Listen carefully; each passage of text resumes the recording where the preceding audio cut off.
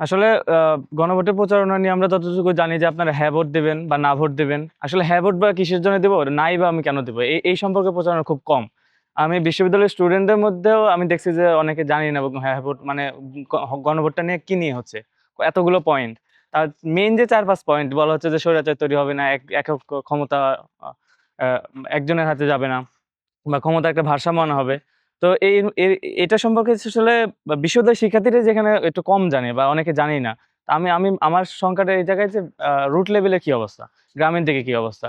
খেটে খাওয়া মানুষগুলোর কি অবস্থা? তারা তো এই সম্পর্কে তেমন জানে না। তারা আসলে কি মানে হ্যাঁই বা কেন দেবে? নাই বা কেন দেবে? সেক্ষেত্রে আমার মনে হয় যে আসলে দল যা বলবে তাই।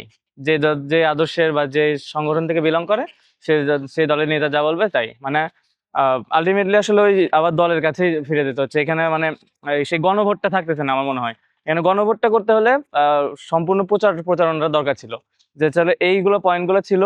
এই পয়েন্টগুলো আপনি হ্যাঁ ভোট দিলে এই পয়েন্টগুলো আসবে, এই কাজগুলো হবে এবং ক্ষমতা ভারসাম্যটা এই ক্ষেত্রে হবে।